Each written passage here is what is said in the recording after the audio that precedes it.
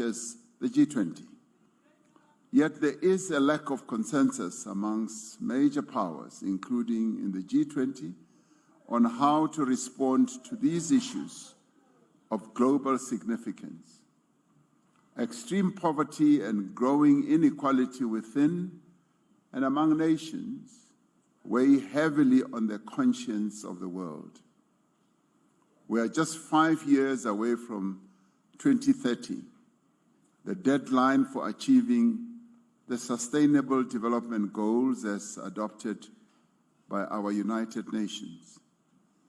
As the international community, we committed ourselves to this very ambitious agenda to end poverty and hunger, to protect our planet, to achieve greater equality, also gender equality, to have universal education, health coverage, and to promote decent work and sustainable economic growth.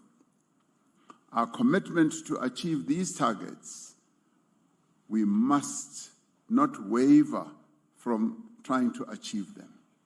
The nations of the world look to the G20 for leadership, for inspiration, and for guidance on the most pressing issues confronting our world, more so now at this time in the history of our world. Just as cooperation supported the progress of early humans, our modern-day challenges can only be resolved through collaboration, through partnership, through dialogue, and through solidarity.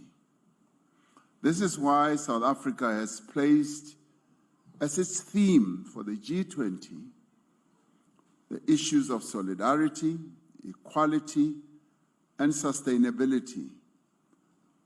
These are at the center of South Africa's presidency of the G20.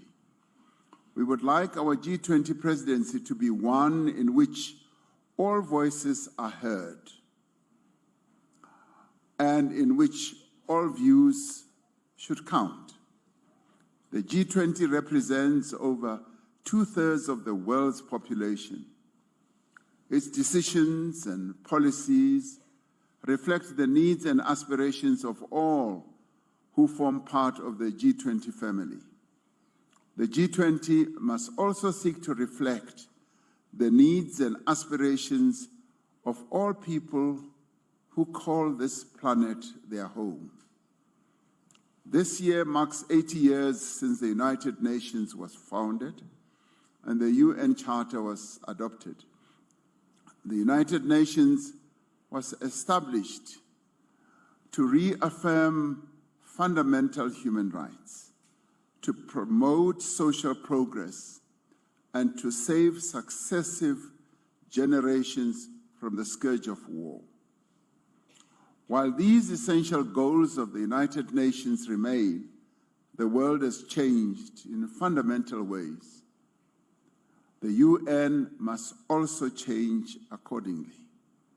We continue to call for the UN Security Council, the multilateral trading system, and the international financial architecture to be realigned, to be reformed, to make them more representative, more agile, and more responsive to today's global realities.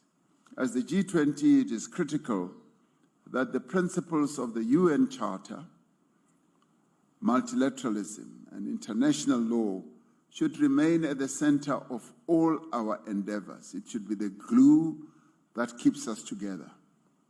The conflicts between Russia and Ukraine, conflicts that's raging in the eastern part of the Democratic Republic of the Congo, in the Sudan, in the Sahel, and in Gaza, continue to exact heavy human toll and heighten global insecurity.